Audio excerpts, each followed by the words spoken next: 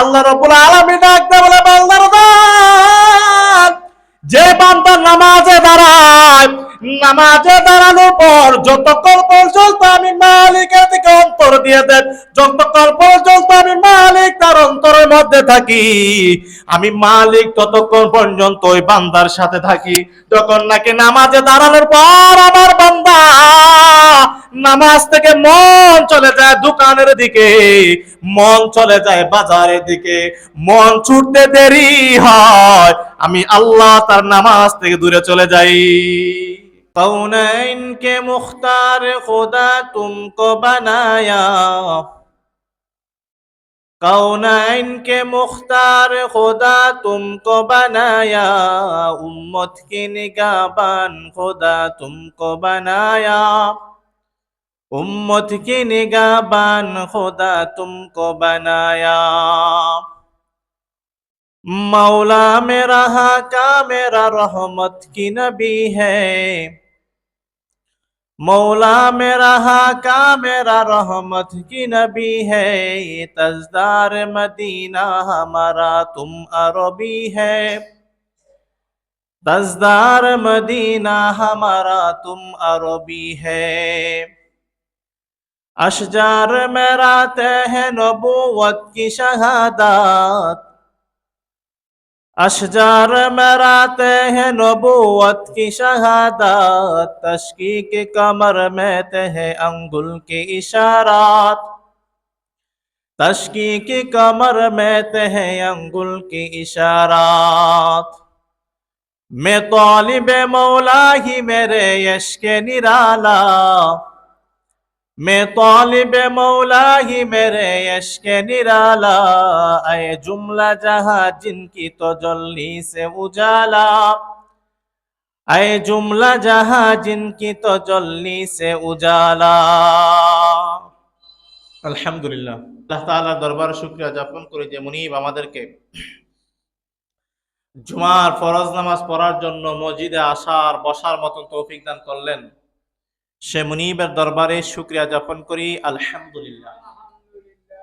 লক্ষ কোটি দুরূদ আর সালাম বিশ্বমানবতার কান্ডারি, বিশ্বমানবতার মুক্তির দিশারি, সাইয়্যিদুল মুরসালিন, খাতামুন নবিয়্যিন, শফিউল মুজনিমিন, রাহমাতুল লিল আলামিন হযরত মুহাম্মদ সাল্লাল্লাহু আলাইহি ওয়াসাল্লামের উপর সর্বোপরি শুকর সে মুনিবের দরবারে, যে মুনিব আমাদেরকে বাছাই করে যাচাই বাছাই করে, যে মুনিব আমাদেরকে মসজিদে আসার মতন মুয়াজ্জিনের আযান শোনার পরপরই মসজিদে আসার বসার তৌফিক দান করলেন, সে মুনিবের দরবারে আবার শুকরিয়া জ্ঞাপন করি আলহামদুলিল্লাহ। আল্লাহ নবী সাল্লাল্লাহু আলাইহি ওয়াসাল্লাম বলেন, যে ব্যক্তি নাকি জুমার দিন সর্বপ্রথম মসজিদে আসবে তাকে আল্লাহ তাআলা একটা উট কুরবানি করার সওয়াব দিবে। সুবহানাল্লাহ বলবেন না? অথচ আমরা এই ওয়াজ সবাই ভালো করেই জানি, জানি না? সবাই ভালো করে জানি। দ্বিতীয় ব্যক্তি যিনি আসবেন আল্লাহ তাআলা ওনাকে একটা গরু কুরবানি করার সওয়াব দিয়ে দিবে। এরপরে যে আসবে আল্লাহ তাআলা বকরি কুরবানি করার সওয়াব দিবে। ধারাবাহিকভাবে আল্লাহ তাআলা সওয়াব দিতে থাকবে। এই ওয়াজ আমরা সবাই জানি, জানি।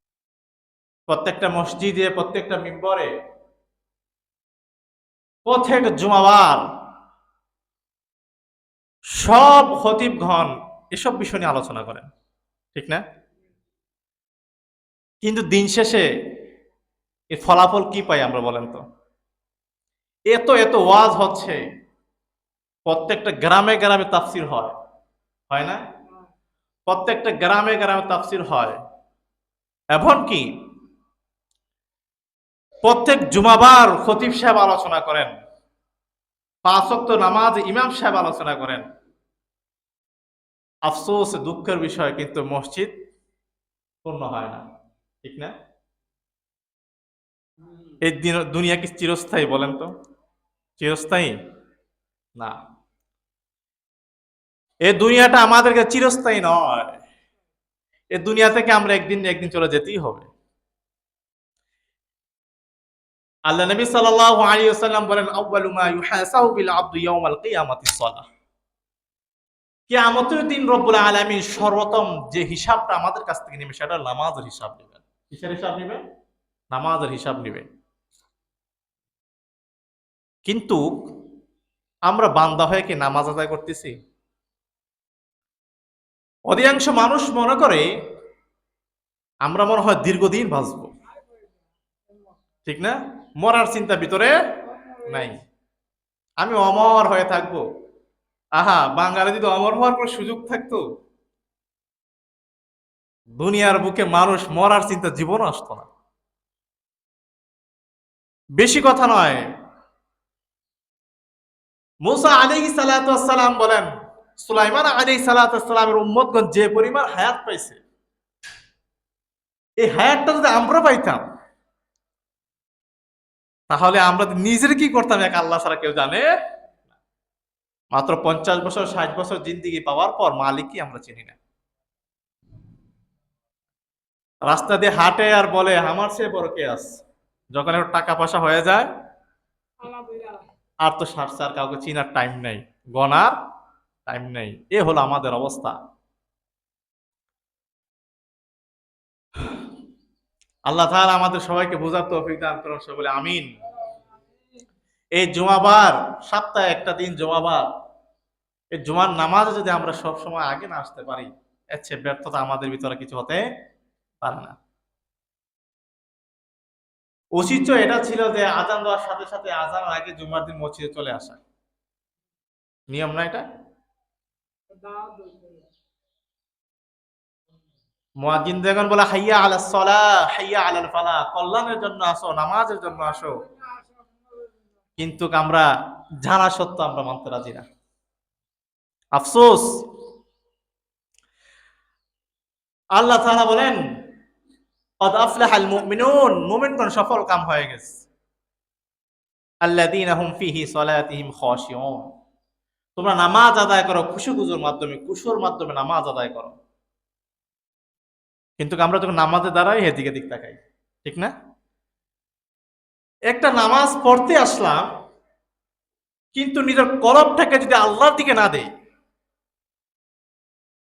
নামাজ পড়তে বেশি থেকে বেশি সময় থেকে 15 মিনিট অথবা 20 মিনিট, এর চেয়ে তো বেশি সময় যায় না। সারাদিন তো খালি পড়ে আছে, শুধু 20টা মিনিট সময় যদি আমার মালিককে আমরা না দিতে পারি, কেমন বান্দা হলাম?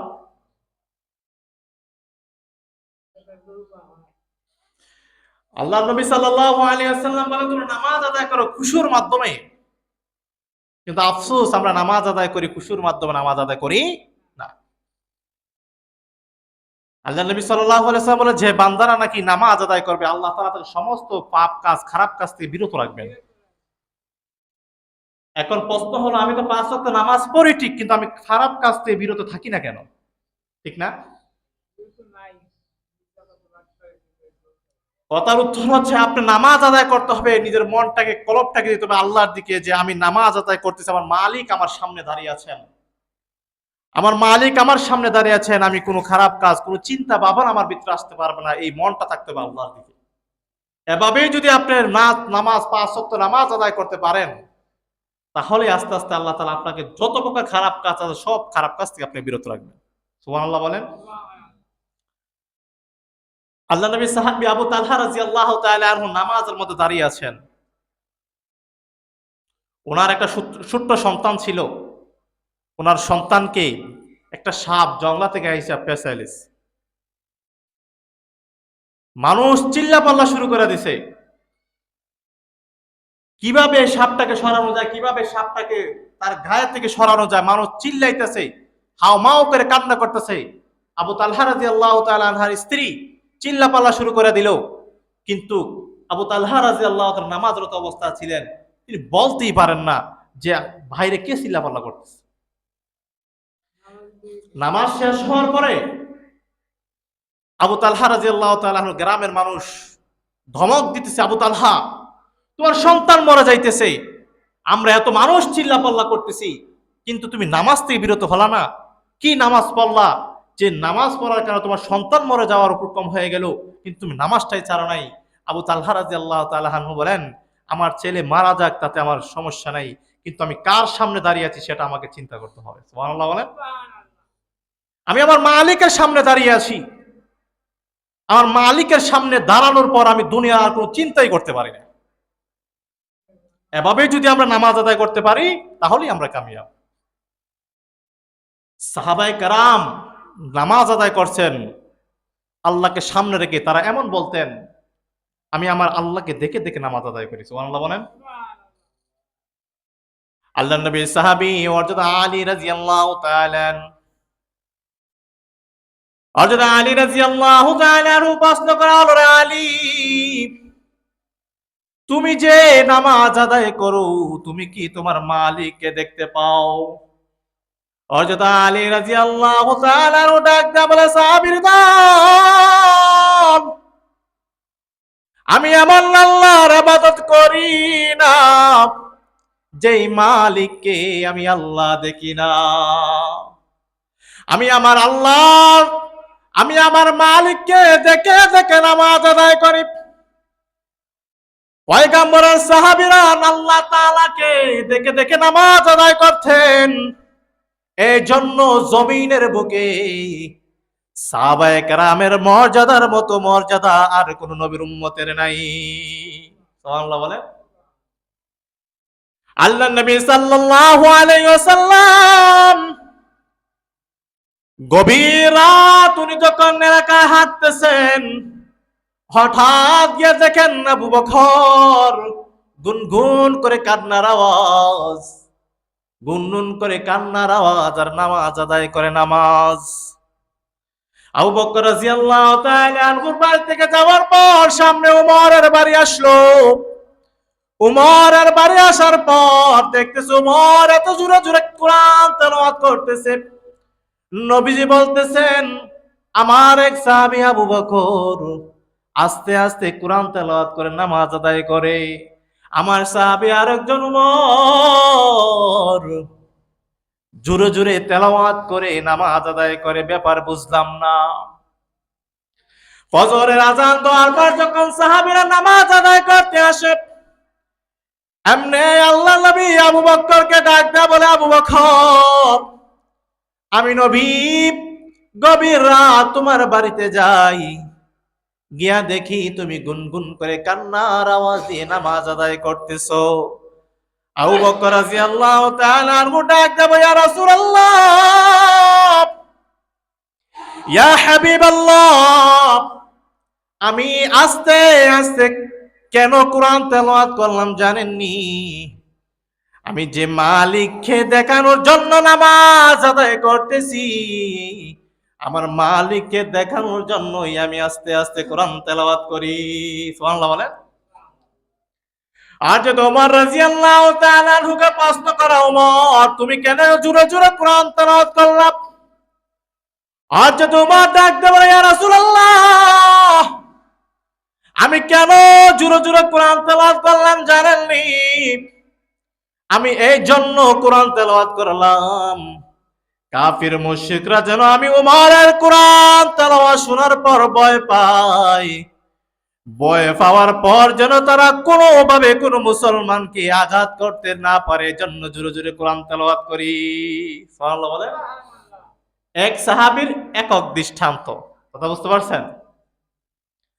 কিন্তু আজকে আমরা জমিনের বুকে মুসলমান আফসোস নামাজ আদায় করি না করি। ফজরের সময় যখন নাকি মুয়াজ্জিন বলে আসসালাতু খায়রুম মিনান নাওম, ঘুম থেকে নামাজ বাঁধো, বাঙালি মুসলমান তখন আরো কম্বলটারে মুড়ি দিয়া ঘুমায়, ঠিক না? আরে ওই কিয়ামতের ময়দানে আমার আপনার নবীর কাছে যখন রিপোর্ট চলে আসবে, নবী গো আপনার উম্মত মুয়াজ্জিনের আযান শোনার পর কম্বলটারে মুড়ি দিয়া ঘুমাইলো, আল্লাহ নবী সাল্লাল্লাহু আলাইহি ওয়াসাল্লাম বলেন, দূর হ দূর হ, তুই আমার উম্মত হতে পারস না। বুঝতে পারছেন নামাজের গুরুত্ব কতটুকু? কিন্তু আমরা নামাজের গুরুত্বই দেই না। দেই বাঙালি নিজের স্বার্থ ছাড়া কিছু বুঝে না। সবচেয়ে দুঃখের উপরে তাপের বিষয় কি জানেন? যখন আমি আপনি একটা হক কথা বলতে যাব, যত একটা সঠিক কথা বলতে যাবো তখন মানুষ আমাদের পিছনে লেগে যায়, ঠিক না? আমার সাথে কোনো মানুষ থাকবে না, কেন হুজুর সঠিক কথাটা বলতে গেল? আমার জানা মতে আমি এই বয়স পর্যন্ত পৌঁছলাম, কেউ মৃত্যুবরণ করছে এতটা ব্যতীত হই নাই। কিন্তু ইনকিলাব মঞ্চের শরীফ উসমান হাদি ভাই যখন দুনিয়া থেকে চলে গেছে, গতকাল খবরটা শুনলাম, এ পরিমাণ কষ্ট লাগছে ভাষায় প্রকাশ করতে পারবো না। কেন বলেন তো? ওনাকে কেউ, আমি কি চিনতাম ওনাকে? চিনতাম না। বিশ্বাস করবেন কিনা জানেন, চোখে যে অটোমেটিক পানি চলে আসছে। বাংলাদেশের 90% মুসলমান ওনার জন্য কাঁদতেছে। একমাত্র উনি বলিষ্ঠ কণ্ঠের অধিকারী ছিলেন। এমন কোনো মানুষ নাই যে ওসমান হাদির জন্য কেউ কান্না করে নাই।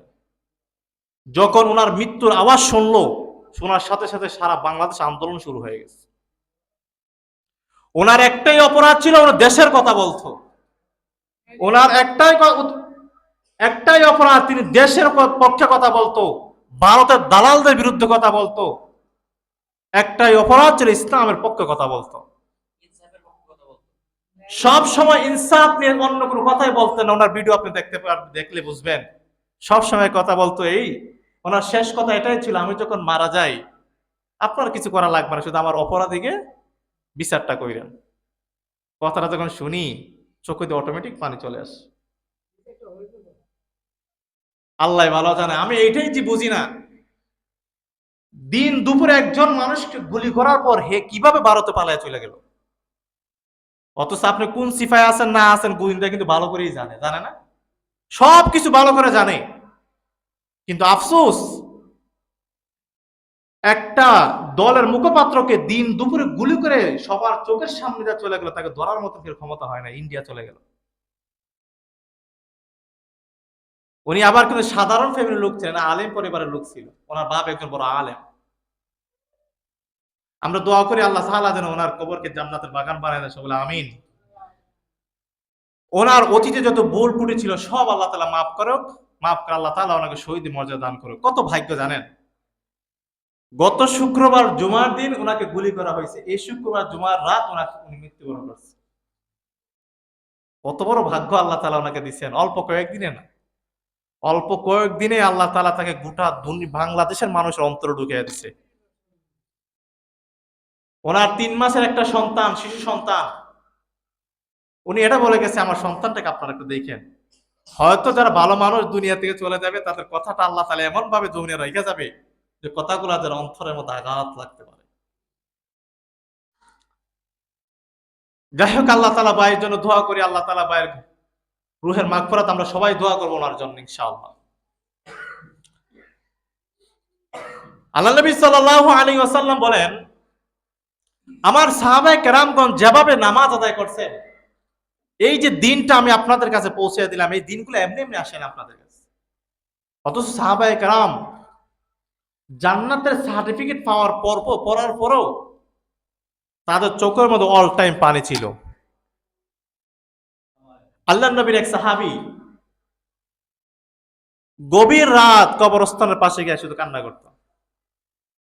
গভীর রাত কবরস্থানের পাশে শুধু হাও মাও করে কান্না করত। আশপাশের মানুষ ওনার কান্না শুনে চলে আসতো। যখন নাকি উনি গভীর রাতে কবরস্থানের পাশে হাও মাও করে কান্না করে, এলাকার মানুষ যখন নাকি ওনাকে দেখার পর অবাক, প্রশ্ন করতেছে, আল্লাহ তাআলা আপনাকে দুনিয়াতে জান্নাতের সার্টিফিকেট দিয়ে দিল, ওগো আল্লাহর নবী সাহাবী আপনি কেন কান্দেন? সাহাবী তখন জবাব দেয়, আমি ছিলাম একজন ব্যবসায়ী, একটা কাপড়ের দোকান ছিল, কাপড়ের দোকান।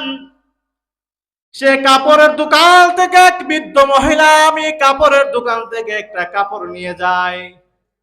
1 মাস পর ওই মহিলা আমার কাছে এসে বলে, ওরে সাহাবী, তুমিও তোমার কাছ থেকে যে কাপড়টা নিলাম, এই কাপড় আমার পছন্দ হয় নাই, তোমার কাপড় তোমাকে ফিরিয়ে দেই। আমি যখন নাকি দুনিয়া থেকে বিদায় নিব, আমার মালিক আমাকে যদি প্রশ্ন করে, জমিনে থাকা অবস্থায় তুমি এত এত আমল করছো, কিন্তু আমি মালিকের দরবারে তোমার কোনো আমল কবুল হয় নাই, তখন আমি সাহাবীর উপায় নাই, তখন আমার আর উপায় থাকবে না। এই সাহাবী কোন সাহাবী জানেন? সাধারণ কোন সাহাবী নয়। দুনিয়ার বুকে একমাত্র সাহাবী, যে সাহাবীকে আমার আল্লাহ একমাত্র সাহাবী হিসাবে ঘোষণা করলেন। ইয ক্বালা লিসাহিবিহি, একজন সাহাবীকে শুধু সাহাবী বলছেন, উনি সাধারণ সাহাবী নয়, উনি ওই সাহাবী যে সাহাবী ইসরাফের রাতে আমার আপনার নবীর সঙ্গ ছিলেন। উনি যে সাহাবী দুনিয়ার বুকে সর্বপ্রথম যে ব্যক্তি নাকি ইসলাম গ্রহণ করলো, ওনার নাম হযরত আবু বকর সিদ্দিক রাদিয়াল্লাহু তাআলা। উম্মতের মধ্যে সর্বশ্রেষ্ঠ উম্মত আবু বকর। গভীর রাত কবরস্থানের পাশে গিয়ে কান্না করে, মালিক আমি আবু বকর যখন নাকি দুনিয়া থেকে বিদায় নেই, না জানি আমি আবু বকরের কোন উপায় হয়ে যায়। সাহাবায়ে কেরাম ডাক দেয়া বলে, আবু বকর, নবীজি তোমাকে ঘোষণা দেয় তুমি জান্নাতি সাহাবী, এত কান্না করার কোনো মানে নাই। আবু বকর ডাক দেয়া বলে, আমি কেন কান্না করি জানো নি? আমার মালিক যদি ওই দিন আমাকে বলে, আবু বকর তোমার মাল তোমার দান আমি আল্লাহর কাছে কবুল হয় নাই, তখন আমি আবু বকরের উপায় নাই, তখন আমি আবু বকর জাহান্নামের আসামি হয়ে যাব। এমনি আবু বকর ডাক দেয়া বলেন, আরে সাহাবীর দল, দুনিয়াতে থাকা অবস্থায় মালিককে ভয় করো, মালিককে ভয় করো। যখন তোমরা নাকি নামাজের সামনে দাঁড়াবা, একমাত্র সেজদা দিবে চিন্তা করে, আমার মালিক আমার সামনে দাঁড়িয়ে আছে, মালিকের কুদরতি পায়ে আমি সেজদা দিতেছি। সুবহানাল্লাহ বলেন। কিন্তু আমি আপনি যখন নামাজ আদায় করি, নামাজ আদায় অবস্থায় ওই দিকে এইদিকে তাকাই না। নামাজে বসার পর দোকানে চিন্তা চলে আসে, নামাজে দাঁড়ানোর পর বিভিন্ন খারাপ কাজ চলে আসে। আল্লাহ রাব্বুল আলামিন ডাক দেয়া বলে, বান্দার দল, যে বান্দা নামাজে দাঁড়ায়, নামাজে দাঁড়ানোর পর যতক্ষণ পর্যন্ত আমি মালিকের দিকে অন্তর দিয়ে দেন, যতক্ষণ পর্যন্ত আমি মালিক তার অন্তরের মধ্যে থাকি, আমি মালিক ততক্ষণ পর্যন্ত ওই বান্দার সাথে থাকি। যখন নাকি নামাজে দাঁড়ানোর পর আমার বান্দা নামাজ থেকে মন চলে যায় দোকানের দিকে, মন চলে যায় বাজারের দিকে, মন ছুটতে দেরি হয়, আমি আল্লাহ তার নামাজ থেকে দূরে চলে যাই। কথা বুঝতে পারছেন? এর মানে বোঝা গেল নামাজ আদায় করতে হবে আল্লাহকে সামনে রেখে। কথা বুঝতেন নি? অন্তর থাকতে হবে কার দিকে? আল্লাহর দিকে। ভয় থাকতে হবে আল্লাহর প্রতি। আল্লাহ তাআলা আমাদের সবাইকে কবুল করেন, সবাই আমিন। ওয়া আখিরু দাওয়ানা আলহামদুলিল্লাহি রাব্বিল আলামিন।